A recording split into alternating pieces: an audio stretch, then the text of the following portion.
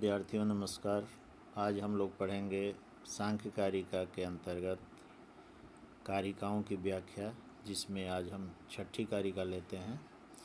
इसमें प्रमाणों के विषय के बारे में वर्णन किया गया है। तो प्रमाणों के विषय जो प्रमेय होते हैं तो वो कौन कौन से हैं, जैसे व्यक्त, अव्यक्त, ज्ञ, ये सांख्य शास्त्र के प्रमेय विषय हैं। व्यक्त, अव्यक्त ये प्रकृति हैं। प्रकृति दो प्रकार की है, व्यक्त प्रकृति एवं अव्यक्त प्रकृति। अव्यक्त प्रकृति में मूल प्रकृति है, ज्ञ पुरुष है।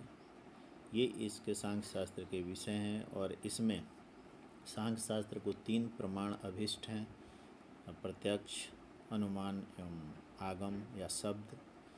उनमें से दृष्टम अनुमानम आप्तवचनम च सर्व प्रमाण सिद्धत्वात् का करके कारिकाकार ने इसकी उपयोगिता सिद्ध की है कि सांख्य शास्त्र को 3 प्रमाण ही इष्ट हैं या अभिष्ट हैं। और किन प्रमाणों से किसका ग्रहण होता है, उसी के क्रम में ये कारिका उद्धृत है। सामान्यतु दृष्टात् अंतीन्द्रियाणां प्रतीति अनुमानात् तस्मादपि चासिद्धम परोक्षम आप्तगमात् सिद्धम। ये जो आपकी स्क्रीन पर भी ये दिखेगा, ये कारिका नंबर 6, और स्क्रीन भी मैं चलाता रहूँगा और आप इस पे विवेचन भी उपलब्ध होता रहेगा आपको। तो सामान्यतः जो लिखा है, सामान्यतः तो दृष्टात् अतीन्द्रियाणाम प्रतीति अनुमानात्, यानी सामान्यतो दृष्ट नामक अनुमान प्रमाण से तो अतीन्द्रिय पदार्थों का ज्ञान हो जाता है। अतीन्द्रिय पदार्थ में क्या है, जो इंद्रियों के पकड़ में नहीं आते, जैसे मूल प्रकृति आदि। तो स्वर्ग अपवर्ग जो परोक्ष विषय हैं उनका, जैसे तस्मादपि चा सिद्धम परोक्षम आप्तगमात् सिद्धम, उनसे भी जो परोक्ष है विषय जो है, सामान्यतो दृष्ट अनुमान से भी जो अगम्य है, उनका ज्ञान आगम प्रमाण से होता है। इस कारिका का ये भावार्थ है।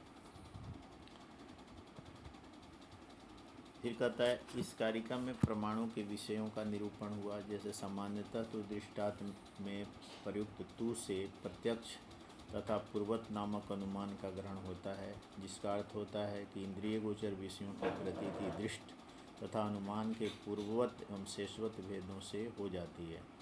अतीन्द्रिय विषयों की प्रतीति के लिए सामान्यतो दृष्ट अनुमान प्रमाण है। यहाँ अतीन्द्रिय अभिप्राय मूल प्रकृति तथा पुरुष प्रवृत्ति उन विषयों से है जिनका कभी भी इंद्रियों से सन्निकर्ष अथवा संपर्क संयोग नहीं हो सकता, अर्थात जो कभी भी एवं कहीं भी इंद्रिय गोचर नहीं होते, उन्हें अतीन्द्रिय कहते हैं। अतीन्द्रिय मतलब इंद्रियों को अतिक्रमण करके, मतलब उनसे बाहर, इंद्रियों की पकड़ से बाहर जो हैं।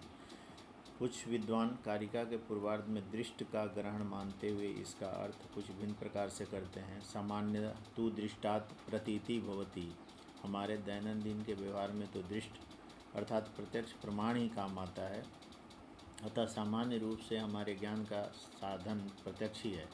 लौकिक विषयों का ज्ञान प्रत्यक्ष प्रमाण से होता है। अनुमान से उन विषयों की प्रतीति है जो अतीन्द्रिय अर्थात हमारी इंद्रियों की पहुंच से बाहर हैं। जो विषय उससे भी परे हैं, उनकी प्रतीति आगम प्रमाण से होती है। यह यहाँ कारिकाकार के कहने का अभिप्राय। यहाँ अतीन्द्रिय का अर्थ विषय का उस समय इंद्रिय गोचर न होना है, पर अतीन्द्रिय के विषय की इंद्रिय गोचरता की असंभाव्यता ही अभिष्ट है, अन्यथा उससे भी परोक्ष की प्रतीति के कारक आगम प्रमाण के लिए कोई अवसर नहीं रहता।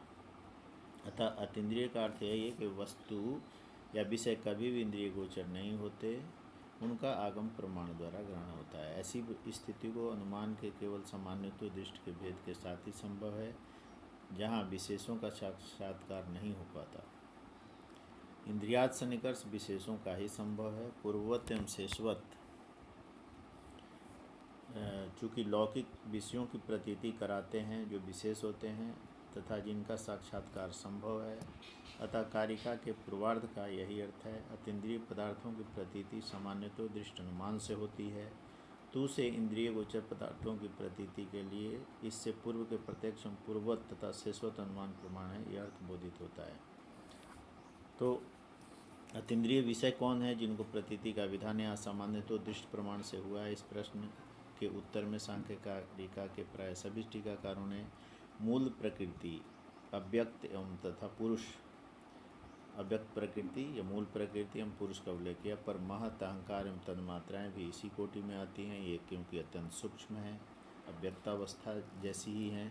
इनसे भी परोक्ष विषय स्वर्ग, अपवर्ग अर्थात मोक्ष हैं, जिनकी प्रतीति या सिद्धि न तो प्रत्यक्ष से संभव है, अनुमान के किसी भेद से, पर वह प्रतीति होती अवश्य है। इसी के लिए आगम तथा शब्द प्रमाण अनिवार्य हैं। तो आगम प्रमाण या शब्द प्रमाण की अनिवार्यता यहाँ पर सिद्ध की गई है और उसका विषय भी सिद्ध किया गया है, जो इंद्रियों से भी परे हैं, अतीन्द्रियों से भी परे हैं, और जिनके किसी भी प्रमाण से न तो दृष्ट प्रमाण से सिद्धि हो सकती है, न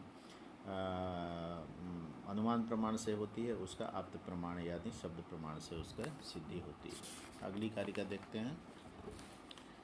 तो अगली कारिका में अति दूरात सामीप्यात इंद्रिय घातात मनोवस्थानात् सौक्ष्म्यात् व्यवधानात् अभिभावात् समानाभिहरणात् च। इस कारिका में ये बताया गया है कि क्योंकि सूक्ष्म पदार्थ हैं और उनकी प्रतीति हमें नहीं होती या उनको हम देख नहीं पाते, तो इसका अर्थ ये नहीं है कि उनका अभाव है। जो व्यक्ति उनकी अनुपलब्धि क्यों होती है, तो उसका इसमें वर्णन किया गया है कि कोई वस्तु हमारी पकड़ में या इंद्रिय के पकड़ में क्यों नहीं आती, उसका कारण बताते हुए कहा है। एक कारण लिखा है, जैसे मूल प्रकृति, जो कारण को हम नहीं जान पाते, कार्य से कारण की तरफ अनुमान प्रमाण से हम जाते हैं और देखते हैं, तो प्रकृति की भी सिद्धि होती है।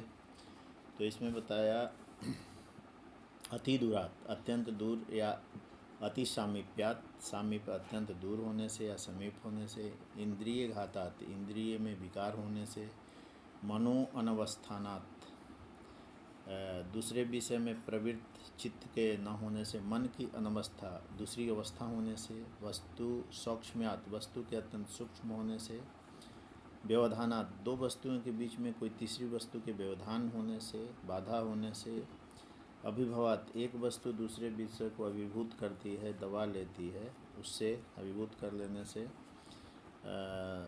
समानाभिहारा, दो वस्तुओं में एक जैसी समान आकारिता होने से, एक जैसे रूप रंग होने से भी किसी वस्तु को इंद्रियां उपलब्ध नहीं हो पाती यदि दूर से।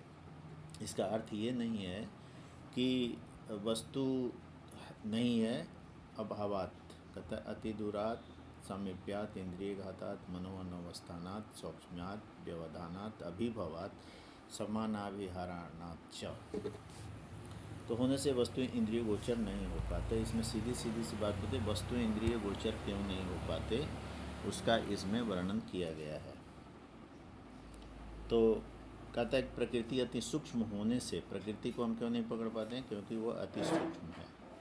तो जिस प्रकार से ये 6-7 कारण गिनाए गए हैं, उनसे जो वस्तुओं के इंद्रियों द्वारा हम पकड़ नहीं पाते, इसका अर्थ ये नहीं कि उसका अभाव है, उसकी उपस्थिति है, और उसका हम कार्य से कारण की तरफ जब चलते हैं तो हम उसको पकड़ पाते हैं। इसमें कहा है कि इसका यदि हम थोड़ा विस्तृत रूप से देखें, किसी वस्तु के उपलब्ध न होने का कारण उस वस्तु का बहुत दूर होना भी है। आकाश में बहुत बड़ी दूर उड़ने वाले पक्षी का ग्रहण इंद्रियों से नहीं हो पाता। अति दूरात में पंचमी हेतु में है, तब वस्तु के उपलब्ध न होने का कारण कुछ अन्य नहीं है अपितु उसका प्रेक्षक से बहुत दूर होना है। सिंपल से बात है, सामीप्यात, कोई हम अपने आँख के समीप, अत्यंत समीप लेकर पढ़ने का प्रयास करेंगे तो चीज़ दृष्टिगोचर नहीं होता। अत्यंत समीपता भी जो है दृष्टि में या पकड़ से बाहर हो जाती है चीज़ें। फिर कहता है इंद्रिय घातात, इंद्रियों में विकार उत्पन्न होने से, इंद्रिय घात और मन की अवस्था, इन दोनों स्थलों में वस्तु के प्रत्यक्ष विद्वान होते हुए इंद्रिय दोष के कारण उस वस्तु की उपलब्धि नहीं हो पाती। सूक्ष्म आता, अत्यंत सूक्ष्म भी है कोई वस्तु तो पकड़ में नहीं आती, जैसे अणु परमाणु जो हैं वो खुली आँखों से हम देख नहीं पाते हैं उनको, तो ये भी एक चीज़ है। और व्यवधान दो वस्तुओं के बीच में है, जैसे दो कमरे हैं, एक कमरे के बीच में दूसरे कमरे के बीच में जो दीवार है वो तो दूसरे पार वाले कमरे के बीच की वस्तु हमें दिखाई नहीं पड़ती है। एक वस्तु दूसरे वस्तु को ढक लेती है, बड़ी वस्तु जो है छोटी वस्तु को ढक लेती है, तो उस अभिभव कहते हैं। समानाभिरणात, एक जैसे रूप रंग आकार के बहुत दूर पे स्थित है तो वहाँ भी वस्तु का ग्रहण नहीं हो पाता है। इस विषय को यहाँ पर स्पष्ट किया गया है। एक आगे कारिका आ रही है, सौक्ष्म्यात् तद अनुपलब्धि न अभावात् कार्यतः तद उपलब्धे महद आदि तत्कार्यम प्रकृति स्वरूपम विरूपम छ। इसमें ये कहा गया है कि किसी वस्तु की सूक्ष्मता के कारण तद अनुपलब्धि, प्रकृति के बारे में बतलाया। प्रकृति की उपलब्धि हमको क्यों नहीं हो पाती है? क्योंकि वह अत्यंत सूक्ष्म है।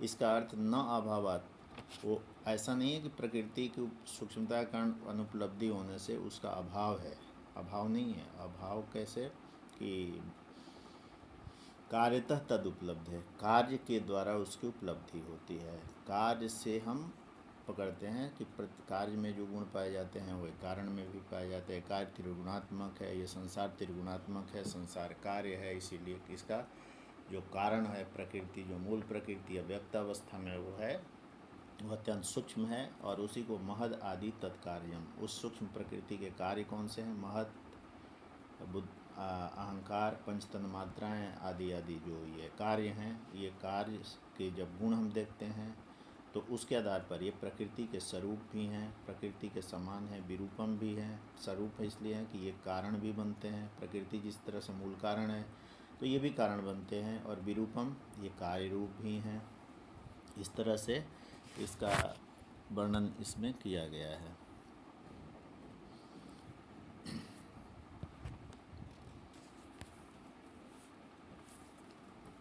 जैसे प्रधान पुरुष में प्रधान मूल प्रकृति की प्रत्यक्षता उपलब्धि इसलिए नहीं हो पाती कि वह अत्यंत सूक्ष्म है, न कि वह है ही नहीं, क्योंकि कार्य के रूप में उसकी प्राप्ति होती है। मूल प्रकृति के कार्य महत, अहंकार, मन इत्यादि उसके अनुरूप एवं प्रतिरूप उभय विध हैं। तद अनुपलब्धि में प्रयुक्त तत् सर्वनाम से प्रधान पुरुष से केवल प्रधान का ही परामर्श इसलिए होता है कि नपुंसक लिंग में वही निर्दिष्ट है। पुरुष की प्रत्यक्षता उपलब्धि न होने के कारण संगार्थ प्रातत्वात् की नामक कारिका में इसका वर्णन किया गया है। प्रधान अर्थात मूल प्रकृति की साक्षात अनुभूति का कारण उसका अति सूक्ष्म होना है। जिस प्रकार आकाश में धूम एवं जल के परमाणु निरंतर विद्यमान होते हुए विधि दृष्टिगोचर नहीं होते, उसी प्रकार सत्व, रज एवं तम तीनों गुणों की साम्य अवस्था रूप मूल प्रकृति अति सूक्ष्म होने से इंद्रिय गोचर नहीं हो पाती। सांख्य सूत्र भी इसका समर्थन करता है। प्रकृति की असूक्ष्मता इसकी लघुता या अनुरूपता नहीं है, अपितु इसकी दुरूहता अर्थात रग रग में व्याप्ति है। मूल प्रकृति महत से लेकर स्थूल पर्यंत सभी व्यक्त तत्वों में अंतर्निहित है, अतः वह प्रत्यक्ष का विषय नहीं है। प्रकृति की सूक्ष्मता, उसकी दुरूहता, उसकी उपलब्धि न होने का कारण उसका अभाव नहीं है। अभाव के चार प्रकार होते हैं: प्राग भाव, प्रध्वंसा भाव, अनन्या भाव, अत्यंता भाव। उत्पत्ति के पूर्व घट का प्राग भाव होता है। मिट्टी से बने घड़े के रूप में बदल जाना उसका प्रध्वंसा भाव है या टूट जाना। गाय में घोड़ापन का तथा घोड़े में गाय का परस्पर अभाव अनन्या भाव है। बंध्यासूत एवं आकाश कुसुम के अभाव का अत्यंता भाव कहते हैं। इस प्रकार चार भाव में, इन चारों भावों में ऐसा नहीं है प्रकृति का अभाव नहीं है। प्रकृति का भाव रूपता का वर्णन हम कार्य की उपलब्धि के आधार पर, कार्य के गुणों के आधार पर, कारण के गुणों की तरफ जाते हैं, कार्य से कारण की तरफ, यानी प्रकृति की उपलब्धि और प्रकृति की सिद्धि जो है के लिए ये कारिका है जिसमें इसका वर्णन किया गया है। धन्यवाद। अब आगे अगली कारिका पढ़ेंगे जिसमें सत्कार्यवाद की कारिका नंबर 9 है। इसमें अगली कक्षा में इसका अध्ययन करेंगे। धन्यवाद, नमस्कार।